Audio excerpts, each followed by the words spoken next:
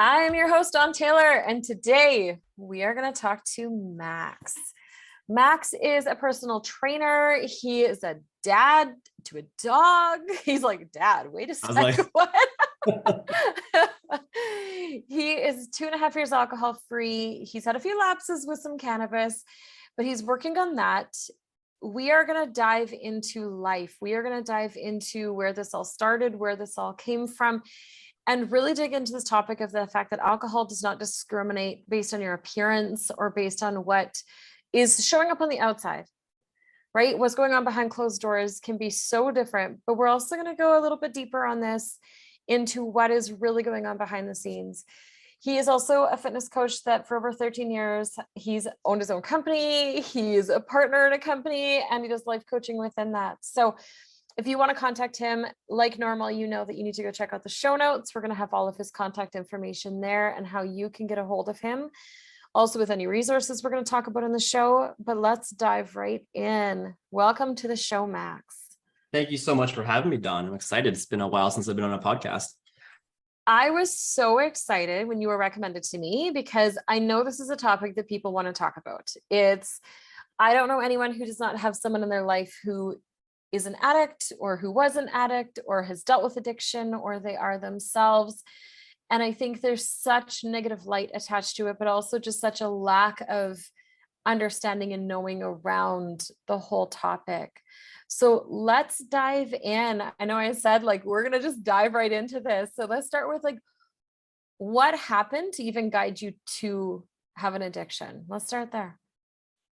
So growing up, my dad was an RCMP officer and he really strived to move up the ranks as fast as he could, which obviously worked out well. My dad was a great provider, and in his interpretation of fatherhood, as long as he was a good financial provider, then that meant that he was a phenomenal parent.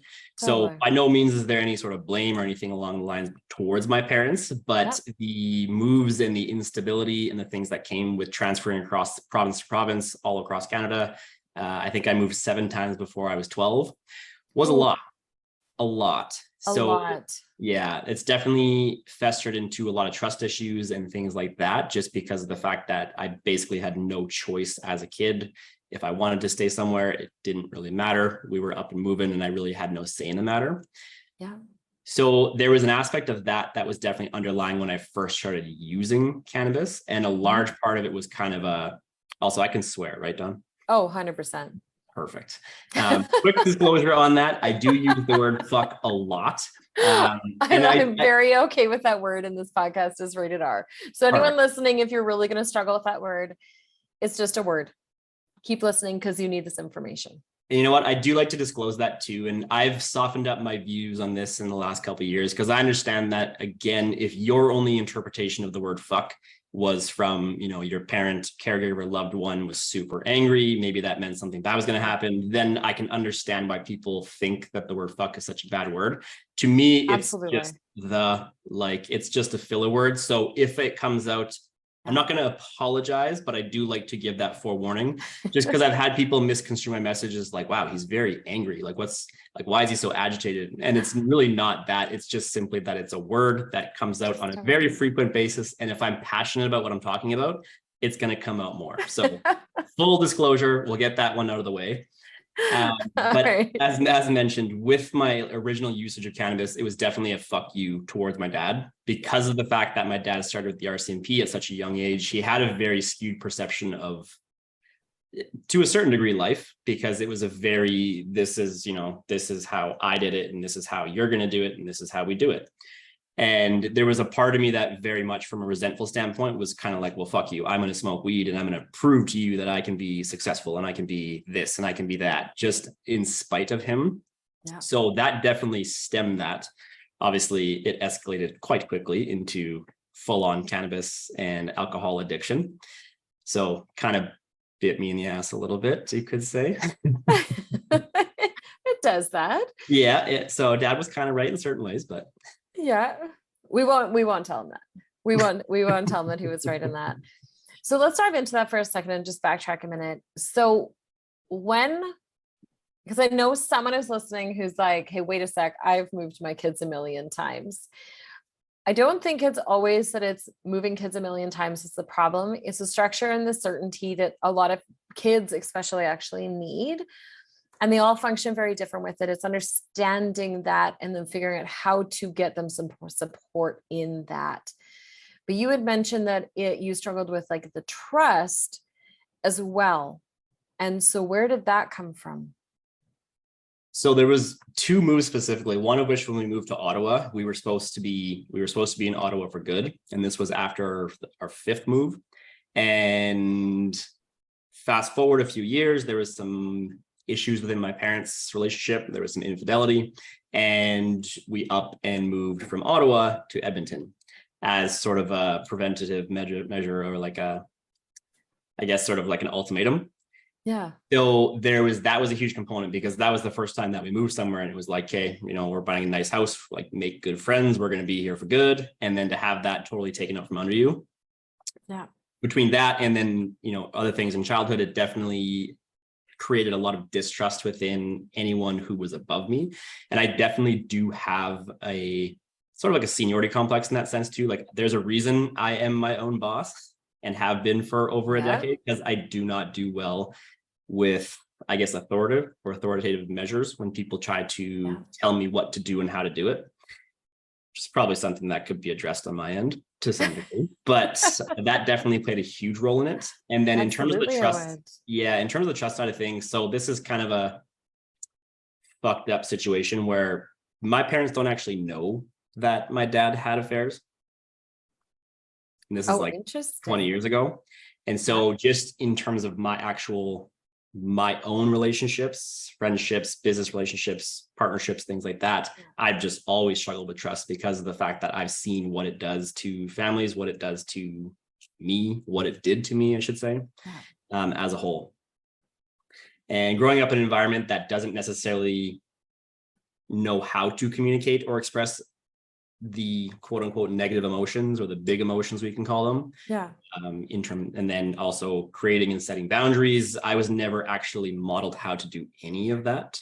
So just a lot of things that happened over time, and then didn't really know how to process any of that. And then that's where I just kind of leaned into addiction as I got older, because it was much easier to just numb out the world than it was to actually deal with learning how to sit with my negative and or big emotions. I don't really like to call them negative. It's just more or less that was what I was taught, was that they were negative, right? They were bad emotions.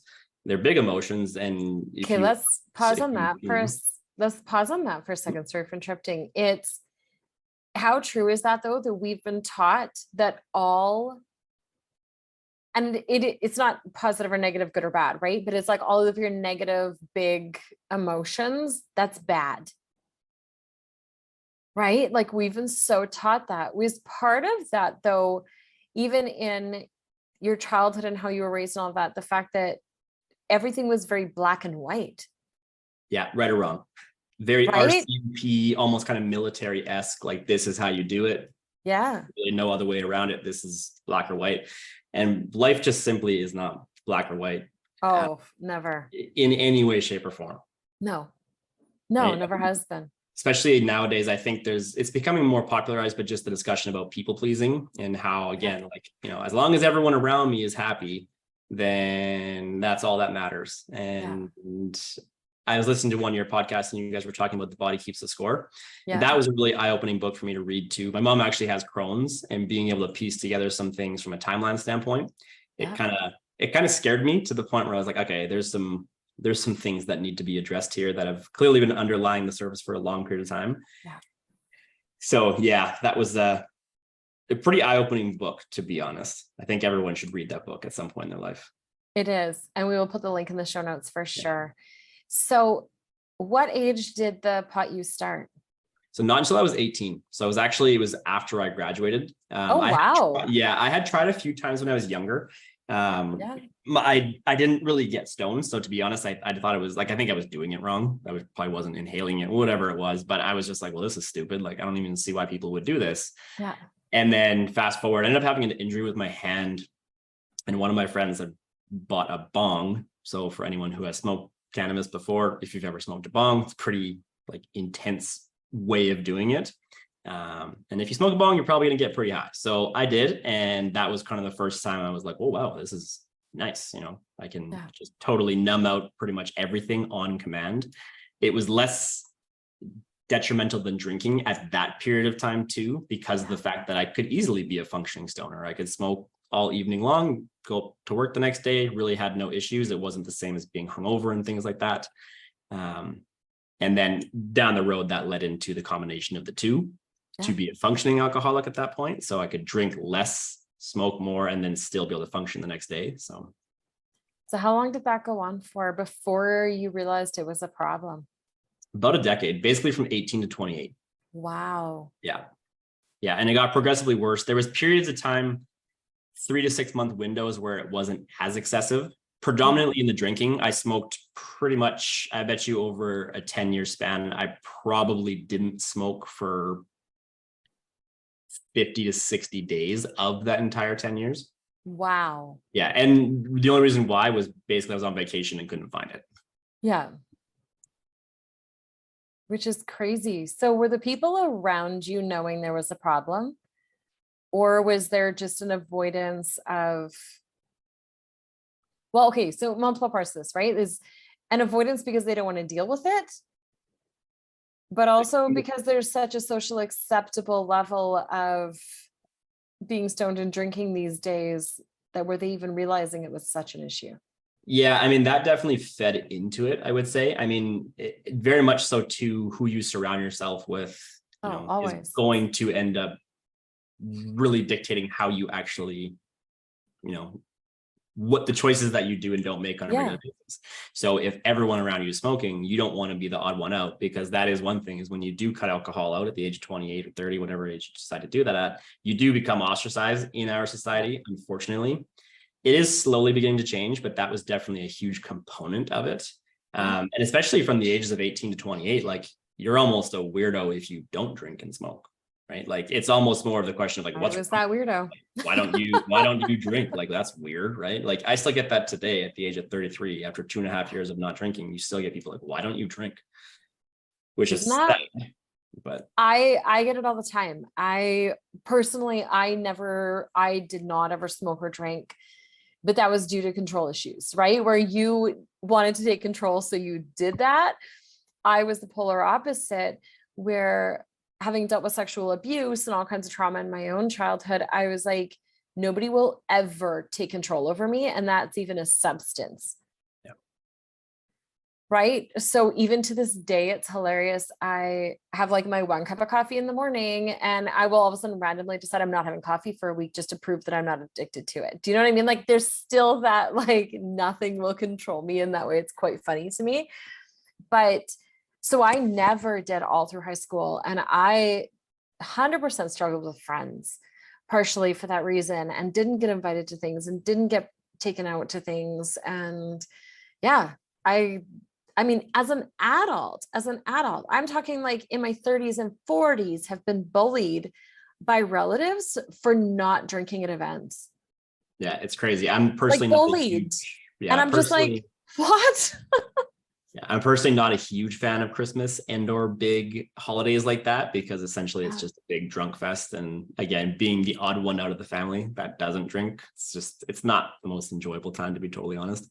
Totally. No, not at all. And so, yeah, I know that feeling. And for me, I'll have like a drink once in a while, and people are like, and then they like almost make fun of me because I'm having a drink. And I'm just like, oh my word, you guys. Well, see, a big part for me too, and I've said this on other podcasts, is like, I was kind of like a chameleon, and going back to the sort of the instability of moving all the time was that I got really good at making friends, but it was mainly around the fact that I was just a people pleaser, and I put everyone else ahead of me and whatever I felt, because I could fit in with any crowd. It just so happened that as I got older, I happened to fall into the crowd that was excessively drinking, excessively smoking. And because I didn't want to be ostracized, and I didn't want to be the odd one out, it's like, well, I'm just going to keep on doing it. And then next thing you know, right, they don't know what you're doing behind closed doors, right? So, if they're only smoking in a social situation, it seems normal. Well, if you don't know that, when you guys leave, I'm going to continue to drink and smoke, that's more of a problem than they actually perceive or they actually see.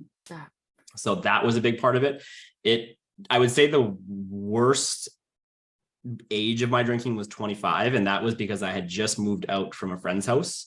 So that was the first time living by myself, like totally by myself. So there was no, I guess, extra eyes on me, even just from whether they would say anything or not. It was Nobody just was the fact, looking. it was just the fact that I was behind closed doors and I had full choice and full autonomy to do whatever it was I wanted to do behind closed doors.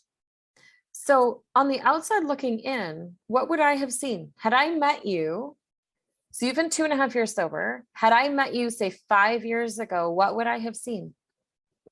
Absolutely no difference from the outside looking in. To be honest, when I came out publicly, everyone was shocked. My parents were shocked when I came out. Everyone was shocked. Yeah. Everyone was shocked because I was so good at putting on the front. And my biggest thing was, especially being in the fitness industry, was I commonly felt like I was on, like, kind of on a pedestal. And as long as I looked a certain way, then no one would ever see anything was wrong, right? I drove the BMW. I had a nice haircut. I've been in the gym since I was 14 years old. So if someone looks that way and they have their Starbucks in hand each day and they have their BMW and they have their stupid expensive haircut, like, you wouldn't think anything was wrong. Yeah. And that was my whole, I guess, objective behind that, was to make sure that no one would have ever thought twice about it. Yeah. So when did it finally come to a head? What was the moment that you were like, I might be in trouble? So I was 30 years old. I was actually with my ex-girlfriend, and that was predominantly what prompted even the thought of looking inward and actually considering, like, hey, how much do I drink on a weekly basis? How much do I smoke on a weekly basis? Yeah. So we had just gotten my now dog, Lucy, together, and she was definitely pushing in the direction of wanting kids pretty quickly. We hadn't been together for that long, for the record. So there was a lot of pressure going from a lot of different directions. And at that point in time, I was about $40,000 in debt. I hadn't told her any of this because there was so much shame around the debt. That's when I first started thinking, like, okay, like, I hadn't even said this to her verbally. This was just in my own head, was that, like, okay, she wants to have a family. I'm $40,000 in debt. Haven't told her about it. Like, there is zero fucking chance in hell that I'm bringing a kid into this world where I'm already swimming in debt. I can't smoke, eat, socialize, or do just about anything unless I drink or smoke.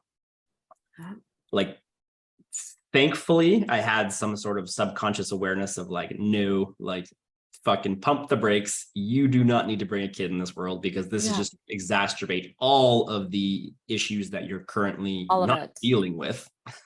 The issues that you're avoiding right now, they're going to blow the fuck up if you bring a kid. Oh, Max, come on.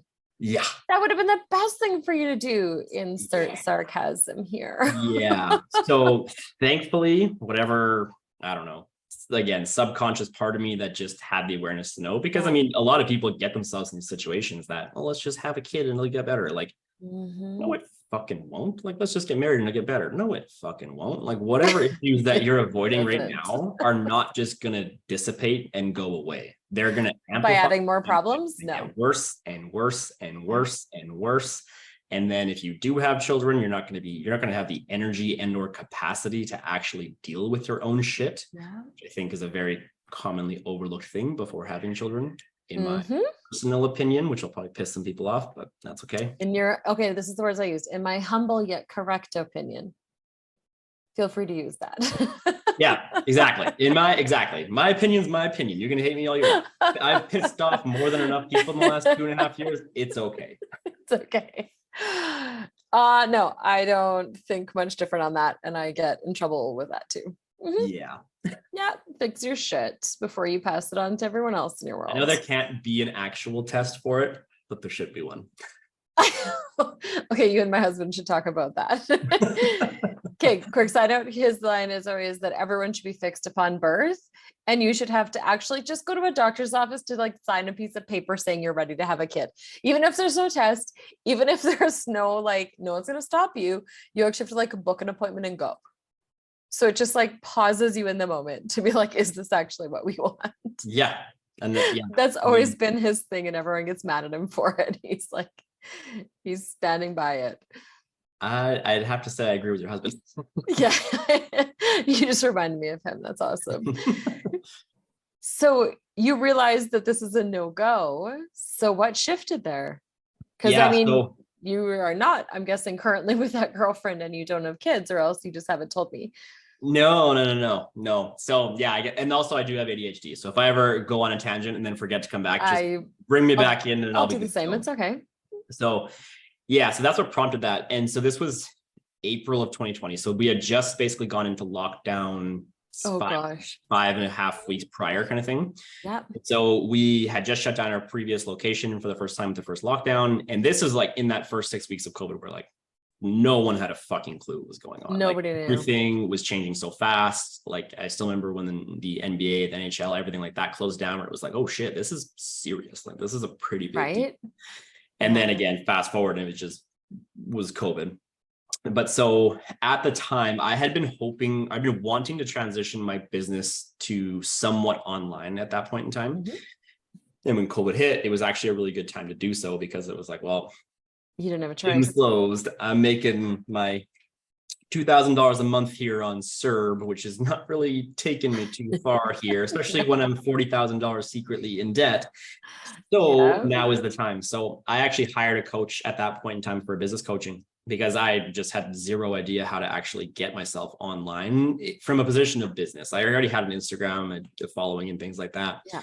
But so I hired a coach, and the first 60 days of that program was predominantly life coaching and sort of like looking at yourself first, because if you're going to put yourself online, one, it's quite exhausting. B, if you put a fake persona of yourself online, it is inevitable that you will burn out in a very short period of time, because there's no way you can have this persona of who you are and then actually be yourself. Mm-hmm. So that was when I really started like looking at like, hey, how much am I drinking on a week-to-week basis? And this is where it's tough to, because with cannabis addiction, it gets very much downplayed as like, oh, it's just weed. You can't be addicted to weed. Like, shut the fuck up. You can be addicted to just about anything, whether it be substance and or non-substance addiction. Second of all, with alcohol, again, especially within that age demographic, it's like, no, man, you're fine. Like, you just like to drink. It's okay. And people would downplay it over and over and over again. And it wasn't until I actually sat with it and it's like, okay, I'm breaking this down. So I'm drinking anywhere between like 6 and 8 ounces of scotch a night, smoking between 1 and 2 joints a night. Yep. So if I add this up, that's like over a 40 ounce of scotch a week. And that's just me. That's not including like if I went to my ex-girlfriend's parents for dinner and had some wine, if I went to my parents' house, had some wine or some beers, like that was just me. And then actually putting this on paper and seeing the like numerical value attached to that, where I was like, holy fuck, like I'm drinking a 40 plus a week and smoking about a quarter ounce of weed a week. Like yeah, okay, of course there's people out there that have it worse, but it's not a competition of who has it worse, who doesn't have it worse. And I had that kind of fixated in my head that I would downplay the own severity of my own problem, because it was like, oh, well, so and so does this and so does. At least I'm not doing cocaine all the time. Like that was how I would try to kind of justify it in my head. Yeah. And so for me, when I actually wrote a post about it one day, and it was just the first time that I had actually acknowledged that I had a problem with it. Yeah.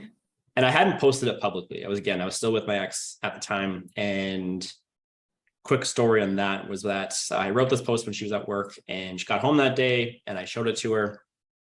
And that was the first time that I actually sat with the fact that I classified myself as an alcoholic. Yeah. And then we won't go too far in details of that because it's just a long blown up story, but basically her grandfather had pretty much killed himself with alcohol. And so when I brought this to light with my own issues with drinking, it was like, well, you're not an alcoholic because you don't drink like to the point where you're like pissing your pants every night. So that really fucked with my head, because I just wrote this piece of, I just wrote out this story essentially of my life and like what I was actually dealing with, to then have the person next to me basically invalidate that completely and say that like I'm being dramatic, this isn't as bad as I'm making it seem because of XYZ, blah blah blah blah blah blah blah. So that really fucked with my head. And then again, long story short, I ended up posting it publicly because I got her, I guess, permission, you can say. Yeah. But then that caused a whole fucking shit show of issues within our relationship. Her family tried to get involved and tried to say also that I didn't have problems and yada, yada, yada. So yeah, that blew up. And then we split in November of 2020. I took Lucy full time, and that was the main reason why I got sober was Lucy. Yeah. So she was the reason that I got sober and stayed, again, not sober, but alcohol free for the duration that it has been. So yeah, Lucy was kind of the main driver, because we had got her in August of 2020. And then that's when those, thoughts started to come out more frequently. And then once we split, that was when the responsibility was fully on me to take care of her, and anything that happened to her or anything that happened to me was my responsibility, and I had to take control of that. Yeah. Okay. So I have so many thoughts on this. Number one is people stop gaslighting people when they say what they're feeling and what they're going through. Yeah. I had this conversation this morning with someone talking about trauma and how one person's trauma will resonate in their body and sit within the same as somebody else's that would be nothing. Right? Where you can look from the outside and be like, oh no, that's on a scale. And this one's way worse than that one. But your perspective, is your truth, is your reality, right? Like it's yours. And that is how you feel. If someone says to you like, hey, I'm struggling with this, or I think that I might be an alcoholic, or hey, I think I might be an addict, or hey, I think I need support in this. Can we actually just start stepping up as humanity and as society and be like, okay, if this is a problem, maybe I don't deem it a problem, but you do. So that means it's important. Exactly. And so from a severity standpoint, is everyone has a different tolerance to everything, right? In terms of how you tolerate stress, how you tolerate your alcohol, your drugs, your whatever avoidance technique you're using. We all have different tolerances for it. All of us. All of us. We all tolerate trauma differently too. So depending on our upbringing, 100%, the age that it happened, the communication we had with our parents and our caregivers, whether were we able to actually decompress some of that trauma and process some of that trauma at a young age, or was it something that just sat there and then festered over time, then became a severe addiction, whatever it may be. So everyone's different. And like there's like Gabor Mate uses like the big T, little t analogy, but it's like, again, your trauma is your trauma. No one needs to understand it, and no one needs to feel it the way you do. If you believe what it is, then it is. Well, and I've had people in the past say like, I feel almost guilty for doing this work. I feel guilty for spending this money. I feel guilty for taking this resource from somebody else who needs it more. And it's like, whoa, no. Like, and it's interesting. A worse or a better or easier or harder. Like, no. And it's interesting, like I always mix up like guilty and shame too. And I'm sure you are very well versed in this, where it's like they feel guilty. Is it they feel guilty, or is it like they feel shame around it? Right. And is it like the shame that's actually preventing them from wanting to work through it and work on it and talk about it and actually bring it to light? Well, and even the definition, right? Where it's like guilty is like, I did something bad. Yeah. Shame is like, I am bad. Like me as a person, I am bad. Right? And so really breaking that down. Okay, so then you get a dog, or you have your dog, and now this is what helps you get sober. But was this just part of getting sober? Or was it actually like, no, now you have to do some recovery work on what got you there in the first place? So fast forward 2.5 years to today. Yeah. And that's where I am now. So I actually recorded a podcast episode about this a couple months ago, and it was me coming to terms with the fact that I had just transferred addictions to work. Yeah. So I had transferred all of my addictive tendencies to work and building my businesses. And I just used that as an avoidance tactic to actually sitting with those big emotions that we talked about. Yeah. And this is one that is also super, super, super layered, because of the fact that we live in a society that actually promotes workaholism and celebrates workaholism, even though it's taking away from your family, it's taking away from your physical health, it's taking away from your mental health, it's taking away from the relationship you could be building with your children. It's taking away from a lot of things, but because we live in a society that says, oh my God, you make 200,000 a year, like you are so successful. Well, define successful. If I make $200,000 a year, but my wife hates me, my kids think I'm a shitty dad, and my physical health is declining rapidly, am I quote unquote successful? Okay, let's just talk about that for a sec, because this is a thing. So I've often talked about it, and I've like working with clients that have been in recovery, is when they talk about the fact that you do need to go home and not be with the same people, right? So that you're surrounded by it, so that you're not surrounded by the drugs, you're not surrounded by the alcohol, and you have a new life to look forward to, right? But you have to find new people. I've often thought, I can't imagine being the person coming out of rehab and pretty much being told I have to go home and live a completely different life while still struggling with the fact that I'm trying to stay off of drugs and alcohol and all of these things. Right.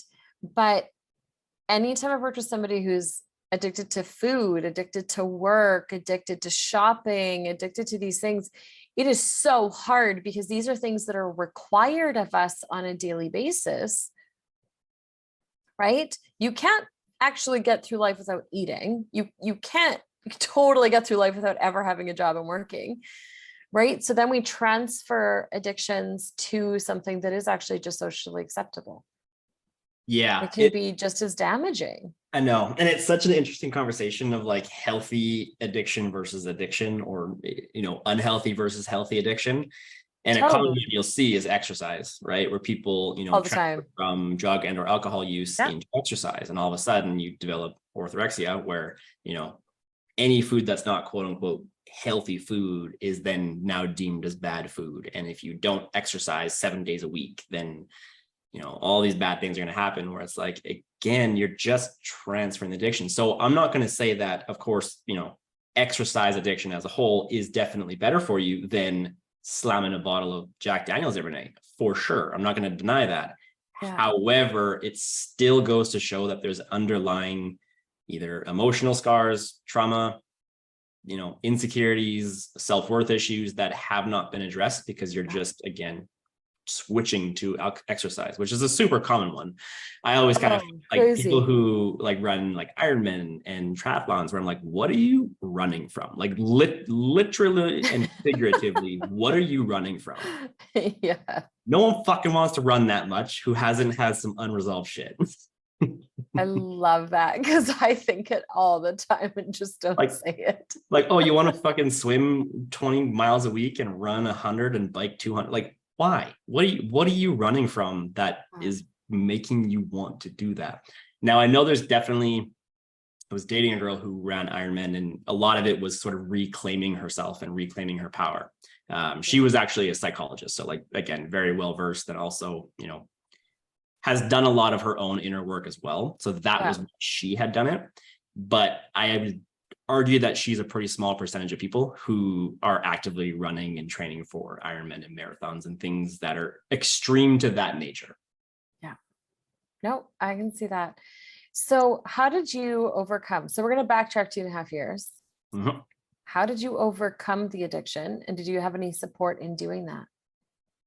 Well, if we're backtracking 2.5 years, I would say I didn't overcome the addiction. I just white knuckled it and just cut it completely raw. Like I just full on cold turkey, stopped smoking weed and drinking alcohol December 1st, 2020.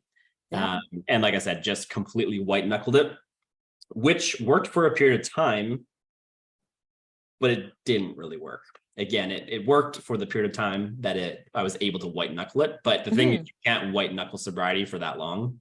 And this is, which we'll get into later, the sobriety versus recovery conversation. Yeah. But so December 1st, 2020 hit. I had publicly stated, like, I'm stopping drinking alcohol as a way to like have the accountability with that, because truthfully, like, as much as my family was supportive, they just don't get it. And they're also, I have 2 older sisters, love them, love my entire family, but all very, very, very, very stubborn, hard-headed individuals that really have no desire to have these types of conversations at all. And so I am definitely the outlier in my family. So again, they were supportive. This is also, we're just about to go into the 3rd wave of lockdowns here in Alberta.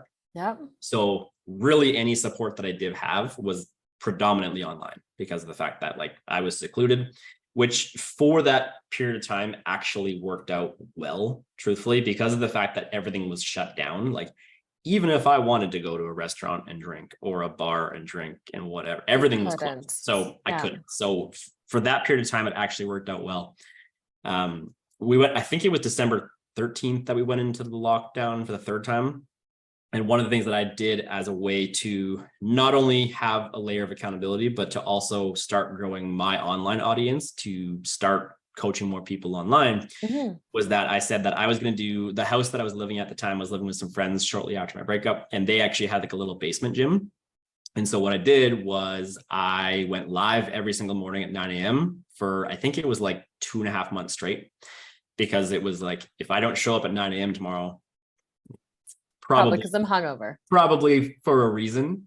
Yeah. So I had stated it out loud that I was going to be doing a live workout each and every day. Everyone was already at home on lockdown anyways. So I was like, okay, well, I'm doing something positive for the community. It's a way to have that accountability for myself. It's a way to grow an online presence and audience. I'll make a little challenge out of it kind of thing. Whoever wins the challenge will get some free personal training whenever the gyms open up, whenever they do open up. Yeah. Fast forward 1 week, it's now December 20th. We found out that we lost our current lease of the gym that we were at because COVID was just fucking everything up. So that was probably the worst night in early sobriety ever, because it was just like fucking just literally one thing after the other.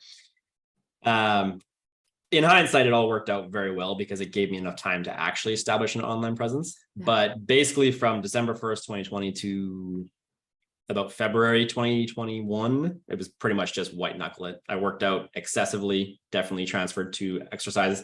Yeah. Worked my ass off, posted every single day, went live every single day, basically did anything I could to distract myself in a more positive way. Yeah. To white knuckle it and actually avoid a lot of the big feelings I was feeling for the first time in my entire life, because that was the reality behind it. It was like, as an adult, since I've been smoking and drinking since I was 18, I hadn't felt any of those emotions before. And for anyone who does cut substance in any way, shape, or form, they're fucking scary. Like the first little bit, they're fucking scary when you've never actually sat with some of these emotions before. Can we also say though, like as a man, even just as a man in general, we're not like, men aren't taught to have emotions. We aren't. And it's seen as weak, and it's seen as pathetic, and it's seen as all of these things. So did that play into that at all? Where it's like, oh shit, there's feels. Yeah. And so, I mean, if you were watching the video right now, he literally just got uncomfortable and had to like shift and adjust himself as I said that. No, that's just my ADHD. I just can't sit. Okay. I was like, and let's dive in. No, so for me, it was like, so my dad, again, was an RCMP officer. He specialized in blood stain pattern analysis, which short-term way of describing that, my dad was CSI. So my dad saw the worst of the worst of the worst. My dad literally saw mutilated children, dead bodies on a regular basis. Like horrible. Horrible, like the worst of the worst. Yeah. So my dad, when I first got sober and I told my parents and I sat them down and I told them what had been happening for the last decade. Yeah. My dad's exact words were, I've seen a fucking shrink 5 times. And I remember looking at him just being like, do you not think it's kind of fucked up that me at the age of 30 has seen a quote unquote fucking shrink more than you have? And you have literally seen the worst of the worst of the worst. Mm-hmm. Like, does that not seem a little fucked up to you? And it was just, well, when me and my brothers were kids, we didn't talk about things and we just learned to not talk about anything, really. Yeah. So that was a huge proponent of it. And I know that I'm very sensitive, and I'm much more accepting of my sensitivity now, because of the fact that, you were labeled as like weak, or, quote unquote, you were a pussy growing up, mm-hmm. Not to offend people, but that's a word that was common. No, but that was the language back then. That was a very common word, especially like I was born in 1990, so I'm 33. So very much like, late 90s, early 2000s, things were much less, how do I describe this? Politically correct. Yes, 100%. And I think you have to be a 90s baby. Born in 1980. So I Yeah, lived through even you the get it. 80s. You get There's it. Like, nothing politically correct in the 80s. yeah, anyone born after Yeah. 2000, I think it is definitely different. Just in terms of, Yes, it is a different world. it's a different world, even just in terms of like cell phones and things like that, right? Like just everything about it is way different. Yeah. So again, very much, I was a hockey player, so even more so, like you don't talk about that kind of shit at hockey. Like again, you're pussy if you do. So I'm much more accepting of the fact that I am super sensitive now. And I don't look at it like a weakness now. I actually look at it as a way to be able to actually develop more relationship, especially with the clients that I work with online in terms of life coaching standpoint. Was if I didn't have that sensitivity and I guess empathic, powers that we could say, that I wouldn't be able to connect to people on the level that I do. And I know a large part of me staying sober, and this is very much, I don't really agree with a lot of the stuff that comes from AA. There's definitely aspects of it that work for people. Yeah. And again, not to say it doesn't work, but it has helped thousands. It's also not helped even more thousands. And I think damaged so many people. I think that's a thing that they tend to downplay, is the fact that like you just end up re-traumatizing a lot of people with the approach that they take. And that's actually what my psychologist said, like the white knuckle approach of like, yeah, it works for a period of time. And, depending on what your rock bottom looks like, maybe you do need that white knuckle approach for a little bit, maybe just to, kick the substance, just to get out of your system enough to actually create more bandwidth for you to actually work on yourself. Then it can work. But so, yeah. So that was a huge component of that, was just, again, the discomfort with actually being able to feel and address these emotions. And because of the fact that I grew up with the, I guess, male presence being predominantly there as a provider, that's what I shifted into. So as I started transitioning online and growing more online, my entire life for the last 2 and a bit years has revolved around work. Yeah. And it was my birthday this year, so April 2023, that I was in Canmore and I lapsed with weed, and then the floodgates opened again. So for me, it's like once I start, I just don't stop. And for me, like, I don't know how familiar you are with Gabor Mate and Gabor Mate's work. I love his work. That guy is the man. But it's that question of, it's not why the addiction, but why the pain. So the last 2.5 years has been the most financially lucrative years of my entire life. My businesses are doing phenomenally well. So it's like, why the fuck do I keep going back to numb out using weed if my life is as good as it is? So what's your answer for that? That's what I'm in therapy for right now. So we're definitely working through some things in like that I don't really have the answer for right now, to be entirely honest with you. Like we're working through some pretty big emotions with that, and it's just some big things that happen. So I'm doing EMDR twice a month right now, and then I've actually recently started doing breath work once a month. A client of mine from 2 years prior, she's a hypnotherapist, and she's doing breathwork seminars now.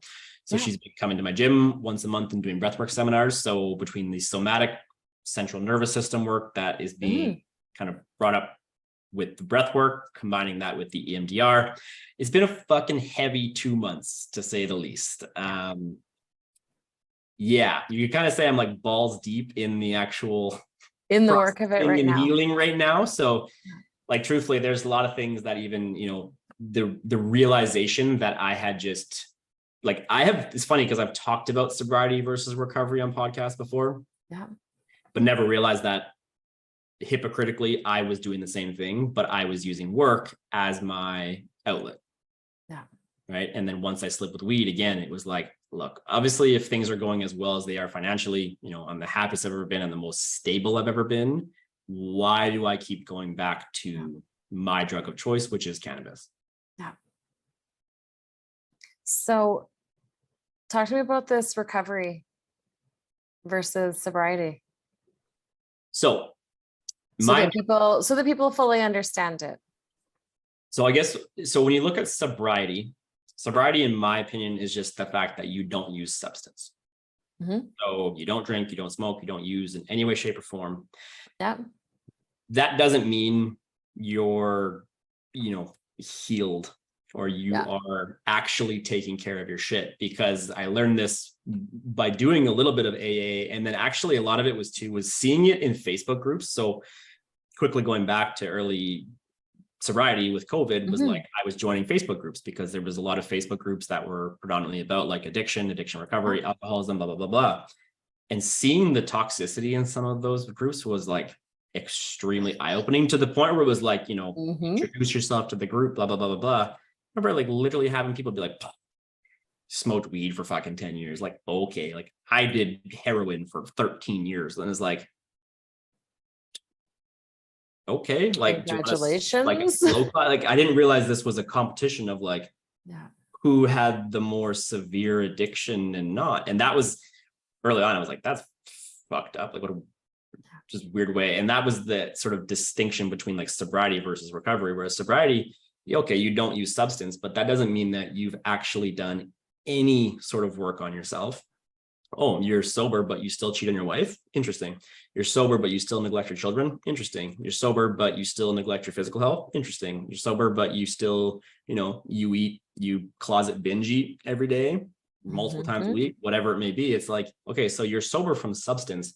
That doesn't mean that you've addressed any of the actual underlying issues, whether it be a self-worth issue, which predominantly is something that I'm working through right now, is the lack of self-worth. And I think lack of self-worth definitely drives a lot of addiction in our day and age.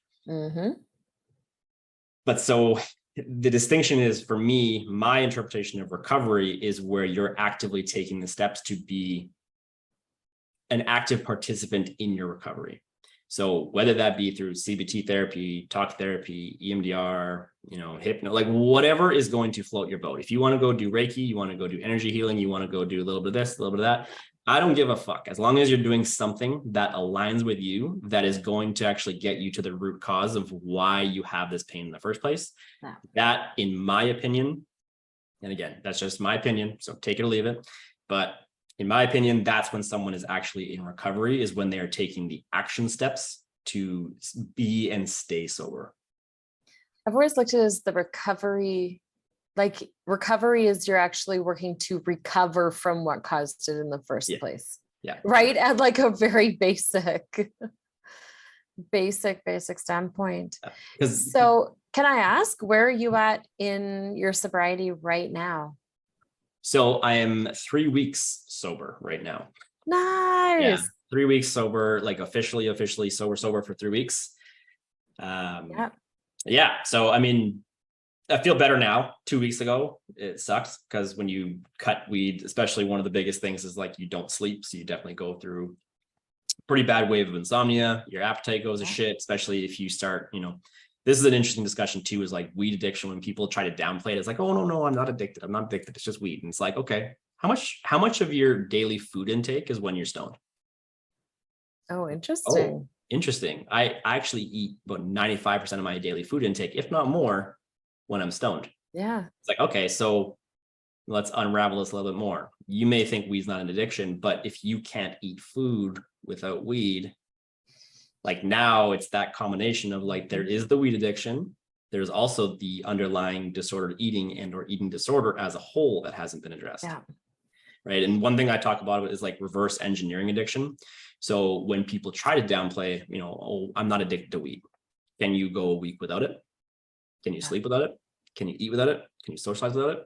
Is it affecting your finances, which is then affecting, other areas? Everything. Yeah. You start to, unravel it and kind of reverse engineer it. And it's like, oh shit, I'm financially stressed, but I'm smoking $100 a week worth of weed. Well, okay. Are you also making good decisions when you smoke weed? Are you, eating good, healthy food on a regular basis? Or you skip the dishing shitty food, which costs way more money, which is then furthering your financial stress? Yeah. Right. And that's where, like, I don't know if you've read the book Dopamine Nation by Dr. Anna Lemke. If you haven't, I haven't. I would highly recommend it. It's a phenomenal book, but she does a really good job of breaking down the dopamine pathways. And like when you're chasing dopamine, you typically don't just stop at one thing. So for a lot of people, when they smoke weed, they get that massive rush of dopamine. Well, eventually that starts to crash. And depending on your tolerance of weed, if you smoke weed for a long time, your tolerance is here and then it crashes pretty quickly.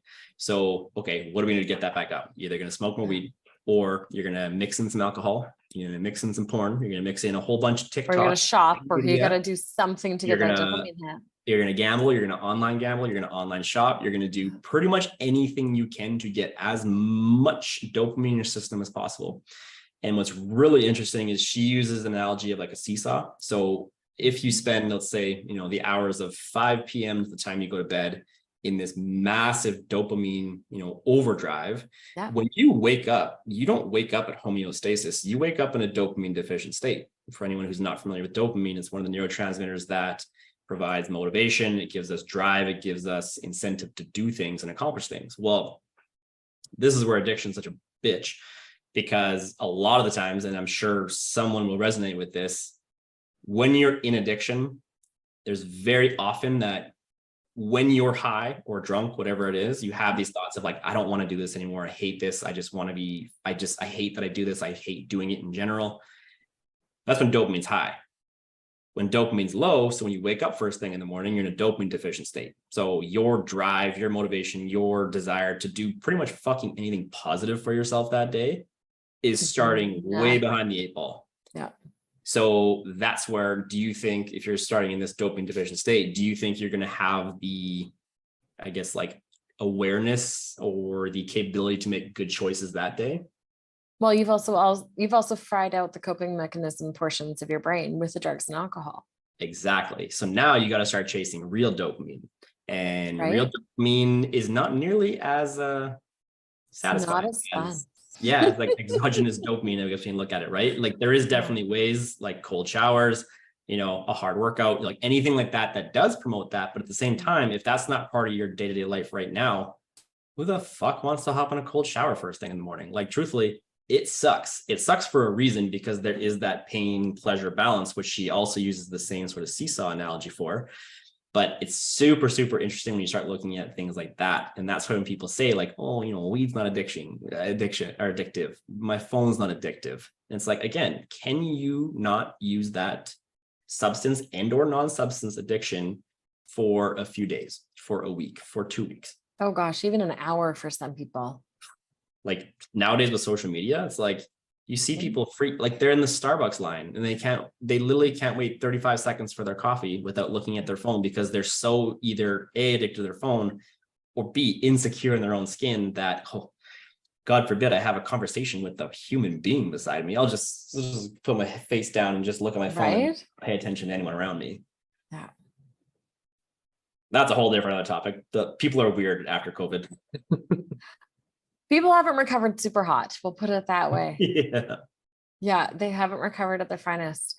So for someone listening who's like, oh shit, I think I might be in addiction, what is your number one recommendation, or even your top couple recommendations on where they can start? I mean, the biggest thing is awareness of the fact that you are struggling with addiction in the first place, or awareness of the fact that you are struggling in some way, shape, or form, whether you want to label it as addiction or not. I know some people think of addiction as such a negative, like harsh connotation. If you don't want to label it as addiction, that's fine, but label it that, it's something that needs to be addressed, because it is taking away from other areas of my life. Andrew Huberman has a really interesting definition of addiction, and it's basically the narrowing of your pleasures. So when you start to ask yourself these questions, is like, weed, for example, is like, okay, do you spend the majority of the day like thinking about like when you're going to get high, how you're going to get high, the process of that? What does that look like to you? So then you've actually lost sight of other things in your life that actually you did derive pleasure from, because now, unless you're stoned, you don't even like doing those things anymore. Yeah. And that, is addiction in a nutshell, where when you are in addiction, that's all you focus on. And you'll still do those activities, but I got to get stoned first. Yeah. Right. That's a big one. I got to get stoned and then I'll go watch the movie. Then I'll go do this. Then I'll go do that. And it's like, how about we just, take that away a little bit? In Dopamine Nation, she's got a really good acronym for kind of bringing light to addiction. Can't remember it completely, but the D stands for distance. So actually creating distance from the addiction as a whole. So whether that be, let's say weed, for example, I know when I first cut it, I had to throw out my bongs. I had to throw out all my papers. I had to throw out all the paraphernalia that went with the addiction. Yeah. Because if I had it in my house, well, even if I don't have the weed in my house, I'll just drive down the street to a weed store, buy weed, because I still have papers, I still have a bowl, I still have all of these things that I can quickly access to get stoned. So distance is really important. Objectives, where you actually objectively look at that. And that's kind of the whole reverse engineering thing. So, you know, you keep saying you're stressed about finances. Well, how much is weed costing you, right? And starting to create objective, looking at sort of data around that of like, you know, where is this helping me and where is this hurting me? So you can create a list, and that's really eye-opening for people too, because commonly the negatives will drastically outweigh the positives. And that's where it kind of gives you that insight of like looking at it logically than less emotionally, especially when you're in addiction. Like you will find any way possible to justify why you should smoke. Always. Why you need to smoke, why you deserve to smoke. And it's just like, again, that's your the whole monkey mind thing of like, that's your monkey mind telling you that, because of course the monkey mind wants that dopamine. You've used that substance for how long now? Of course your monkey mind's going to tell you that you deserve this, or you need this, or you want this. So creating distance is big. Can't remember the rest of the acronym, but again, super good book and super good acronym. We'll post it in the show notes. Yeah. And I think a part of it too is just the education that comes from that book as a whole, because if you can understand how your brain works a little bit more, it'll allow you, I guess, just insight to addiction as a whole, and like how you can, you know, create barriers with it and things of that nature that can be super, super helpful. Yeah. A big thing she talks about too, which again, I think I didn't even mention this with AA, but radical honesty, right? Being radically fucking uncomfortably honest with what you're doing behind closed doors, because that is the reality. Is even if you have a close network of friends that are there to support you, help you, totally, unless they're living with you and they sleep in your room with you, they have no idea what you're actually doing. And even then, how many people have closet addictions that, you know, just going to go to the bathroom really quickly and buck a line of Coke? And it's like, you know, people don't necessarily know that all the time. So only you know what you do behind closed doors. So again, whether that be harder drugs, whether that be weed, alcohol, food, like porn, you know, online dating, whatever distraction that you're trying to use, you have to be uncomfortably honest with yourself about the situation at hand.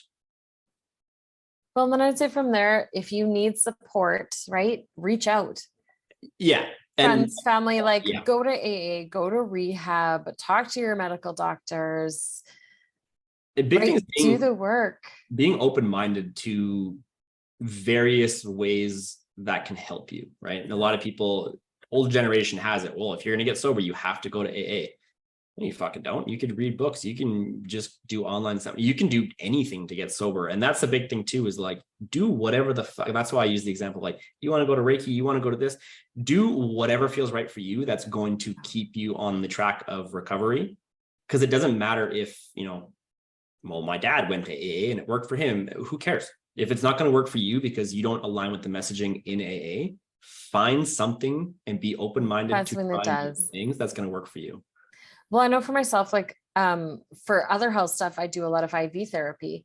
And one of the ones I do is NAD, and that's used in rehab facilities because it regenerates your cells. So often I'm sitting in a room with people that are recovering addicts because they heard about it and it's made the biggest difference. And it's an IV therapy. Like you don't know. So ask for help, ask for support, ask the questions. And that is the cool part of the world we live in, is there's never been more resources than there currently are. No, they're everywhere. And that's, you know, there's a few positives that came out of COVID. And one of them I've often said is it got people to start searching for stuff. Right? Because we were on lockdown, all of a sudden online business is available. All of a sudden it's like, hey, wait, I want to try a weird treatment that I heard about or I read about, and I'm going to Google it and try to figure out where someone is in the world that does that. And it's created a community outside of our community. Yeah. And that's in a very different way, and not just through video games. Right? Totally. Well, I've said this before too, and this was funny because this was one of the first takeaways from my first session back in EMDR was like, and my psychologist did not use these words, but this is my interpretation of it, but slow the fuck down. Like, if you find you're someone that you are always on the go, and again, this is where like the whole non-substance versus substance addiction talks in about like, okay, so you play on like 3 different rec leagues, you have this hobby, this hobby, this hobby, this hobby, this hobby. Like if you're someone that does not allow any time to just sort of sit with yourself, that That's wrong. in itself is a problem. Yeah. And so what COVID was good for was the fact that it actually forced everyone to slow down. And now the sad reality of that is that, for certain people that was Created great. a lot of addiction. For a large demographic of the population, it actually furthered addiction. It furthered, Horribly. it furthered abuse. It furthered Horribly. all kinds of things as well. So, Yeah. but again, it all kind of ties back to like when you slow down, you can actually sit with these things and understand like, oh, there is some big emotions under the surface that I didn't even know about because I'm just so fucking busy. And that's where, again, workaholism is such a common one, right? Of like, I work. And then people perceive me as successful because all I do is work. It's like, but you come home every night and you're miserable and you just feel the need to scroll social media for hours and live your life through other people's life. Right. Are you that successful or define successful? And to some people, yeah, but 100% you need to look at it and define it. Max, I always ask a few fun questions at the end, unless I forget, because that's just who I am. And the people in my world laugh at that. And so I'm going to ask you a few fun questions before I let you go and get back to your amazing career you have. And for anyone listening, if you want to find Max, we're going to have his info in the, because I have words, in the show notes, so you can find those. So quick, silly question is, what is a secret guilty way that you decompress?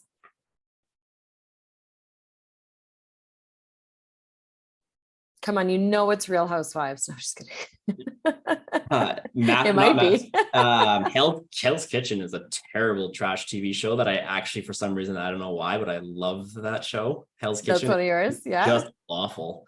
It's so bad, but I don't know why, but it's entertaining. It really is. You know what? That's an interesting question, to be totally honest. I know we're kind of keeping it lighter here, but like it's okay. Thing with recovery is like, you have to start trying things to see what you enjoy, because the reality is I did things to fit in for the majority of my adult life. So like, I'm trying new things where like I'm rock climbing, I'm doing, different activities to be like, what do I actually enjoy doing? Yeah. I'm not just doing things to fit in outside of work and pot and everyone else's hobbies. That was my life forever. So I'm just doing a lot of experimenting with that. I mean, I spend the majority of my free time with my dog, to be blatantly honest. Yeah. To be blatantly honest. But yeah, I mean, guilty pleasure would probably be like Hell's Kitchen, something like light like that. I mean, I still do work a lot. Like I'm still, like as mentioned, I'm definitely working through that or working on that kind of as we speak. So I don't have a great answer for that because that's okay. A lot of my decompression, truthfully, is like reading. Got a real big bookshelf over there that I got built not too long ago. But yeah, so I find it fascinating. And again, a large part of that too is just because it helps me connect with people on a different level. So yeah, I love reading. That's probably a guilty pleasure of mine. Awesome. I like it. How would you describe yourself in one sentence? Right now, the word of the day at my session last week with my psychologist was agitated. Oh, interesting. Yeah, and it's not the most positive word for sure, but that's like genuinely speaking, like just in terms of where I'm at with my own recovery right now in life, like you're in agitation. Genuinely speaking, 3 weeks completely sober. Wouldn't say I'm proud of that being the word that I would describe myself, but like that is probably the most accurate word to describe myself. And my family as a whole is just constantly and consistently agitated with every little thing. And that's not the word that I want to describe myself with, hence me being, as mentioned earlier, balls deep in the working on myself season of my life, we can call it. You know what? On behalf of myself and everyone listening, though, I want to say congratulations. Thank you very much for that. I've overcome some drugs myself, and mine was a medically induced drug addiction, but I was eating 25 Percocet a day and 40 milligrams of Butrans patch for 9 months. And so, yeah, I had a pretty good addiction going on and totally medically induced, but I had to come off of it and in order to have a surgery and stay off of it. And I cold turkeyed, and I know how hard that was. And I know how hard it was to stay off of it and to stay in recovery. Even to this day, I have days And so congratulations. Well, thank you. I was going to say, if you don't mind me asking, what was No, your for first sure. 3 months like of that? Of recovery? Yeah. It was interesting because it was, so I cold turkeyed off, and for anyone listening who doesn't know, Butrans is legalized heroin. Like it's a patch that they give you typically in the hospital if you, like my grandpa had Butrans patch when he was dying of cancer, and he had like 5 different cancers and it was in his bones. And so they had given him a small dosage of it. I think it was 5 milligrams and I was on 40. So yeah, and it pretty much knocked him into a coma. Like I'm talking like I was on mass doses. I should have actually gone to rehab. To come off of it, they put you into a medically induced coma. And I cold turkeyed. And so part of it was I'd gone on the meds and the drugs because I was in such excruciating pain and I needed it till surgery because I was blacking out from pain and nothing touched the pain. It was so big. And so they were worried about my heart stopping from the pain level being too high. So they kept bumping up and bumping up and bumping up and bumping up what I was on, trying to get the pain under control, because they're like, we can either deal with you coming off of drugs or we can deal with you dying from a heart attack. Like we have to figure out how to keep you alive. So when I finally got the surgery, I went cold turkey 2 weeks before surgery date because I had to be 2 weeks clean so that they could put me back under to have surgery. Right. And so those first 3 months were brutal because I was also recovering from a full radical hysterectomy and couldn't use painkillers and couldn't use anything, but the pain was gone. Like the excruciating pain was gone. Yeah. So I felt amazing, but I still would find myself in my car driving around determining if I was going to actually go find someone on the street to buy drugs from. And had you done a lot of, I guess, like inner work leading up to that part of your life?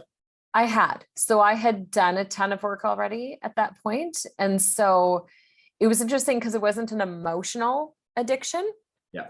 It was a physical addiction, but there was weird shame attached to it. There was weird guilt attached to it. There was this lack of understanding attached to it.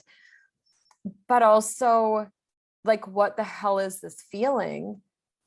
And now I have to overcome this. And oh no, I write about it in my book, like fully like hallucinating, pulling out my hair, scraping the drywall off the walls. Like I was a solid 10 days of that, like full hallucinations for 10, 12 days before I felt even human. Holy shit. Yeah. That's wild. Well, thank you for sharing that. I wasn't sure if you want me to ask that or not, but no, I'm totally comfortable talking about it because mine wasn't. People, and I think part of it is people do assume that most addiction comes from something hard that happened in someone's life and from a trauma. And it isn't always. Like how many people out there are medically addicted to prescriptions, right? But then it becomes an emotional addiction in the middle of it. But there was a grieving process. I had to go to my grandpa's funeral like that, and I don't remember large portions of it. Right? And I hid it from everyone. Nobody knew. Most people in my life didn't know. And so that was really hard. But then I still catch myself, and being brutally honest, like I still catch myself some days.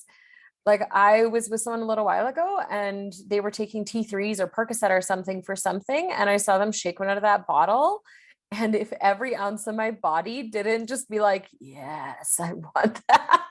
Like I think my husband was even there and he kind of looked at me and I was like, fuck, still like it's been 9 years and I still had that moment of like, oh, what I wouldn't give for that. And then I was like, no, because life is worth living. And I know I can't keep recovering from that. Yeah, it goes to show too the right? impact of environmental triggers and just how like someone opening up a T3 bottle, how that can trigger that. And then just being aware of that when you are, I would say, in early sobriety is super important, because if there's certain environments that you shouldn't be in, then if possible, do not fucking put yourself in them. For me, it was like last fall, I had a double ear infection and I had to fly. And so I went to a walk-in clinic because the meds weren't working. And I was like, can I fly or am I going to rupture my eardrums? And they're like, probably rupture, but here's like 5 things you can do to hopefully minimize it.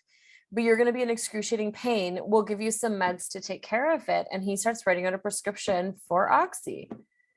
like not even batting an eye, because he knew the excruciating pain I was going to be in. And it took me a second, and I am very, very far into feeling very mentally healthy. And it took me a second where I was like, no, sorry, I can't take that, but I'll get some Tylenol and Advil at a drugstore. Yeah. And he was like, Dawn, that's not going to be enough. And I was like, it'll be okay. It'll be enough for you.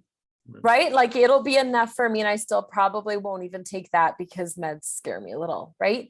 But in those moments, right. And that for me was a moment where I was like, oh, okay. So if that still 9 years later could elicit that little like muscle response of like, but it's only like 5, I could probably just enjoy those for the next week. Right. Even that, I was like, okay, do I need to make sure that I go with someone to a doctor's appointment? Do I need to make sure that like when I went to my pharmacist that day, I was like, can you please put a note on my file that I am not allowed to have hard narcotics? I'm gonna say it's almost crazy that they don't ask that first. Like they just don't even look into the history of things. Not at all. Like you said, they don't bat an eye, they just write the prescription. Right. But for me, I was like, oh, I need to actually go do something about that, because that was a weird feel. Yeah. Right. And it doesn't happen often. But I think that people also need to be aware of that, is someone could be sober for how many years, and that one split second that something happens and your whole body is like muscle memory. You're just like, oh, that would feel good. And like that's the interesting part with like central nervous system and just how responsive your central nervous system is. And that's why it's important to be aware of what your body actually feels like in certain environments. Totally. Because then you can start paying attention to, you can call it your intuition or whatever, but it's like, when you have that gut feeling, like, it's there for a reason. Oh, 100%. And, I've talked to people about that since, because I'm very vulnerable with my clients and stuff too, on what I'm going through. And just like, if something pops up, it's like, no, I wasn't going to, but man, did I think about it. Yeah. Right. So let me walk you through how I processed it. And for me, and I would challenge you even 3 weeks in doing the same, is I made a list of all of the things in my life I had to live for. Yeah. Right. And the people in my life, there was like, no, I need to be able to look at that and like put a value on that. Like, what does that actually look like for me of continuing to live, continuing to thrive, continuing to be happy, continuing to be sober, right? Continuing to work on my mental health. What is the value that I'm going to attach to that versus the value of doing the opposite? I know I've heard sort of the analogy of like, instead of looking at like, what are you taking away? It's like, what are you gaining? Totally. Because if I look at what I'm taking away, I can justify the hell out of it. Exactly. Right. Well, I'm always. Exactly. So it's just putting that more positive spin to it of like, again, I'm gaining this, I'm gaining financial security, I'm gaining stability, I'm gaining control of myself, I'm gaining blah, blah, blah, blah, blah, whatever it may be, but taking that lens to it instead of just the deprivation side of things of I'm losing this. Totally. And it's been interesting. So thank you. Thank you, Max, for joining us today. Thank you for hanging out, for being so vulnerable and open and honest, especially so quick into recovery. I'm smiling because I'm like, wow, you signed up to talk about this when you weren't even sober. And I love that. I love that though, honestly. Like, you don't have to be through it to talk about it. And I hope today even helped you to just have this conversation. And so for anyone listening, I hope that you heard something that can help you, support you, that gives you a little bit of insight. If nothing else, read a book and understand the people around you different. You're not alone. So join us again in 2 weeks for another amazing topic. Tell your friends, share this with people, because I don't think we know anyone who has not been affected by addiction in some way, shape, or form. Guys, even your cell phones. Check out the show notes located at thetaylorway.ca for more information and all of Max's contact info. Subscribe now on Apple, Spotify, or wherever you want to listen to your podcasts. And if you love the show, I would love it if you'd leave a rating or review. See you guys later.